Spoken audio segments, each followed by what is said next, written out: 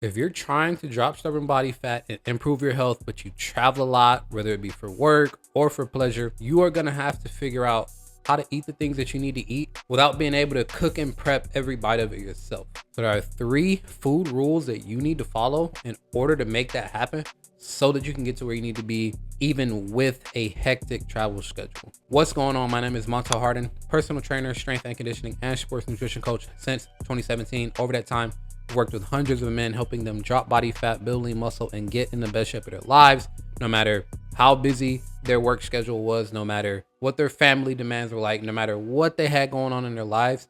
We've been able to help them create systems and frameworks and tools and rules that help them get in great shape without feeling like it's a second time full-time job for them.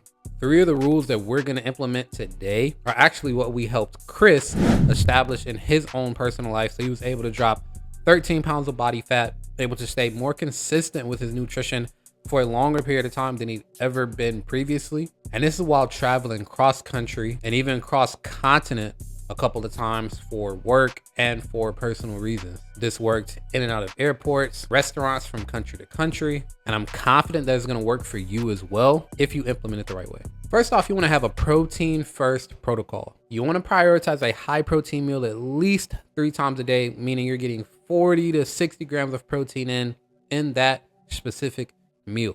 So that means that when you make your food decisions, whether it be breakfast, lunch, or dinner, or even a snack, you make your food decisions with the thought of protein in mind. It's gonna help you mitigate cravings. It's gonna increase your metabolism because it takes more calories for your body to consume protein than any other macronutrient. And that protein is gonna add to your lean muscle mass, which is going to, once again, help you increase your metabolism. So it's helping on multiple fronts. It's gonna keep you fuller longer so that you're simply not thinking about food. And this is something that's extremely important when you're traveling, when you're out on the go. I think it's very easy to just like every couple of hours, but oh, I'm hungry. Oh, I need a snack.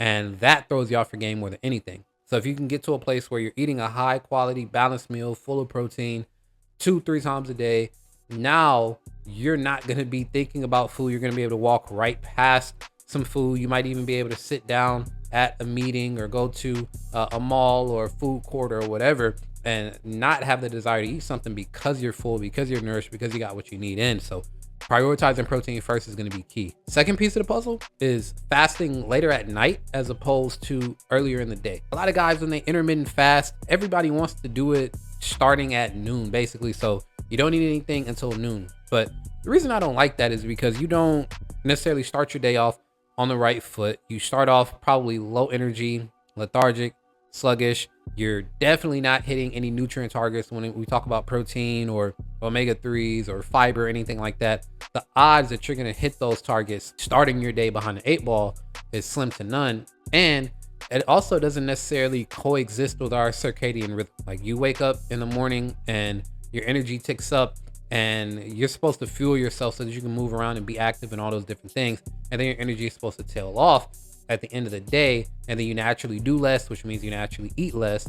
But when you intermittent fast, a lot of times you'll find yourself at 8-9 p.m. trying to get in a lot of food in order to hit your targets if you're even thinking about it. So I actually think it makes more sense to eat 30-60 minutes after waking up, and then 6, 7, 8 o'clock is your last meal of the day, depending on how late your day is. You probably want to stop eating around 4 hours before you go to bed. So if you go to bed at 10 p.m., you probably want your last meal to be around 6 p.m. I like that as a fasting period way better because it helps you naturally dial in your dinner, and it helps you avoid the late night snacking that, if it's bad at home, it's probably going to be even worse out on the road. So that's definitely a route that I would take and I recommend for you to dial in what typically is the worst part of the day nutritionally. Before we dive into number 3, I want you to click the second link down in the description below. I send out insights and strategies and pull back the curtains on exactly how we're helping our guys get in amazing shape day after day. And I'll send it straight to your inbox every single week. If you want that, click the second link and I'll make sure you get the next update. And number 3 is no back-to-back days of alcohol. This is something that's extremely common when you're traveling, you're on the go, whether it's for business or for pleasure. Alcohol is typically going to be involved. And if anything is going to knock you off your health goals, knock you off your fat loss goals, and leave you weighing in higher on the way back from the trip than when you left, it's going to be alcohol. We focused on keeping it very light in that area. Even on the days that you do have a drink, you still want it to be 1 or 2 drinks. You want it to be something that's low calorie. You want to use low calorie mixers. You want to chase every glass of alcohol with a full 8 to 16 ounces of water so that you stay hydrated, so you mitigate the effects of hangovers and just having alcohol in your system, and you're able to recover better because you're better hydrated. Like, you want to really be strategic with this alcohol consumption. You know me, if you've been watching long enough, you've been subscribed long enough, you know that I'm an advocate for not really drinking it at all. I might have a glass of alcohol maybe once or twice a year.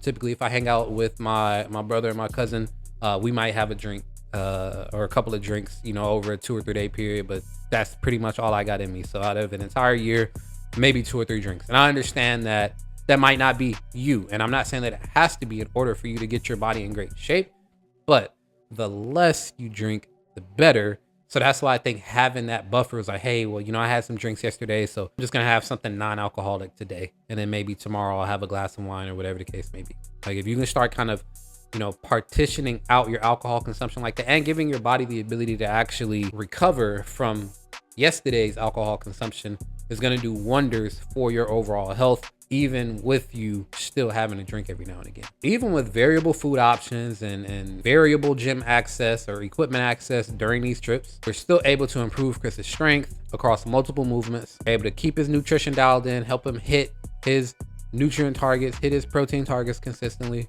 and drop stubborn body fat in the process. And we didn't forbid any foods. We had a flexible, repeatable approach. He was able to repeat this in Germany, in Spain, in the US, and Ohio, and all the other places that he's been.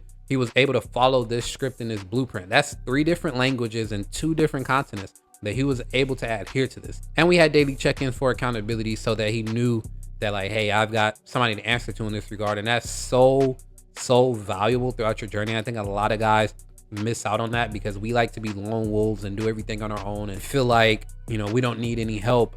But the proficiency and the consistency that you'll develop if you have some accountability in your corner is going to be unmatched. You're going to shock yourself with the amount of discipline that you create when you know that you have to answer for what you ate or how you trained or if you trained. And I promise it'll be a game changer for your health. And if you want that level of accountability, if you want the tools to implement these type of rules into your day-to-day life, click the first link down in the description below. Take our transformation quiz, and we'll help you figure out exactly how to integrate things just like this into your daily life so that you can drop 20 to 50 pounds of stubborn body fat, build up lean muscle, improve your health markers across the board, add years to your life, improve your energy, improve your mental cognition, your work performance, your libido, your everything that encompasses your health as a man. We're going to help you figure out how to improve that with our transformation assessment. The first step is you got to take the quiz. Then I'll build out that assessment and help you figure out exactly what we need to do. So that's it. That's all. Hopefully you got value from this. If you did, make sure to like, subscribe, and turn notifications on so that you don't miss any more uploads going forward. And I'll see you in the next one. Peace.